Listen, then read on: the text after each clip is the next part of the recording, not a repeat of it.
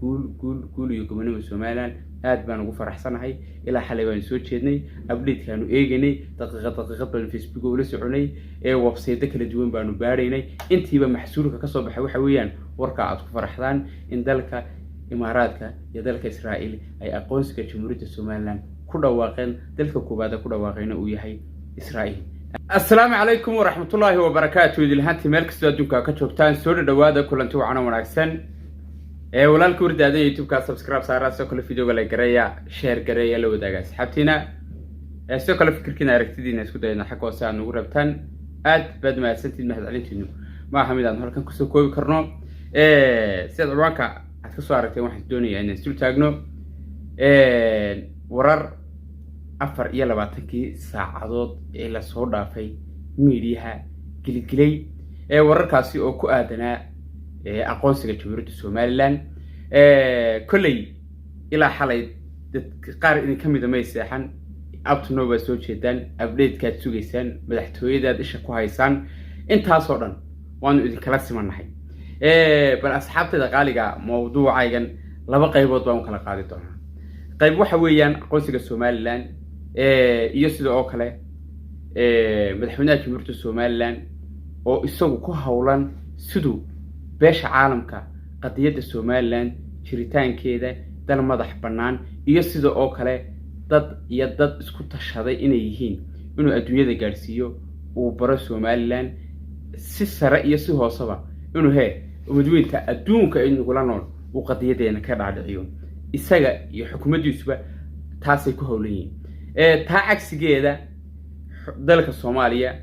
madaxweynaha uu ka yahay Xasan Sheekh Maxamuud ilaa xalay toole sideen u soo jeednay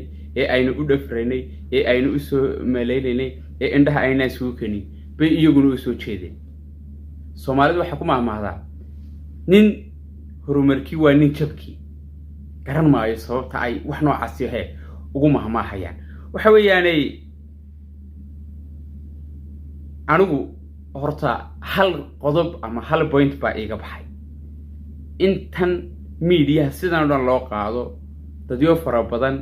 oo jiritaanka horumarka iyo sida oo kale in Soomaaliland in yar oo dhaqdhaqaaqa adduunka ay ku yaran lagu yeelato dad baa ka ooyaya ninka weyn daawada waa Fahad Yaasiin waxa weeyaan gudoomiye hore ee hay'adda NISA ee sirdoonka Soomaaliya uu ooyaya uu cabaadaya oo hinta ka dhamaatay kana ila daawada waa nimcan hilaac waxa weeyaan shakhsi ku foogan ku hawlan inuu ceeb iyo fadeexad aanu lahayn Soomaaliland oo ka dhaadhiciyo laakiin dadkiisa iyo ehelkiisu lama qabaan keligii bay ku tahay waa dhibaateynteeda leeg in qadiyadu ehelkiina iyo reerkiina idin kala kaxayso oo halka aad kala martaan oo aad tiraahdaan salaamu calaykum bye bye ya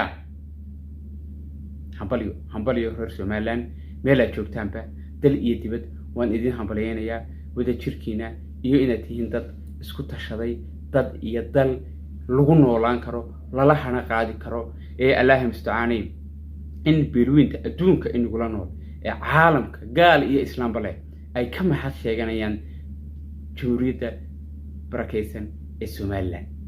hal qodob ba maanta meediyaha aad iyo aad u gilgilay halka qodob ee meediyaha gilgilay waxa weeyaan ma jiro dalal walaala ah waxa jira dana walaala ah qodobkaasina waa qodob aad iyo aad u weyn qofkii dantu idin walaalayso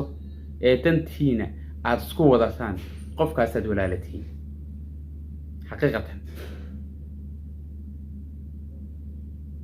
waxa weeyaan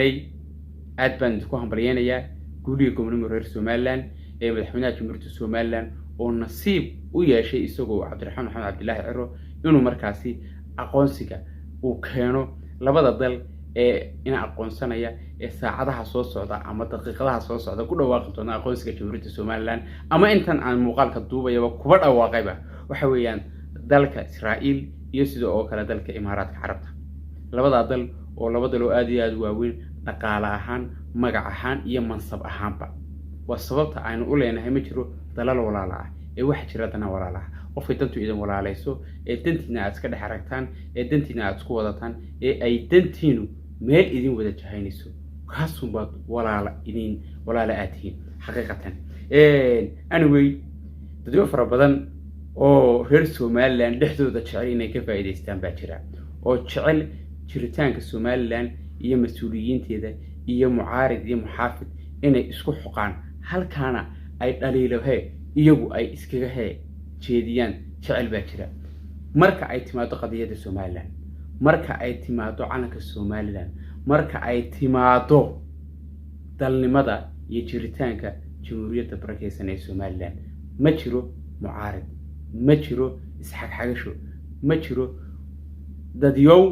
la isku xoqi karo waxa intaas oo dhan kala qiimo weyn kala mansab sareeya kaga magac iyo maamuus wanaagsan in ay hal ujeeda hal qisti iyo hal targidooda leeyihiin waana inay dalkan iyo dadkan Somaliland ay ilaaliyaan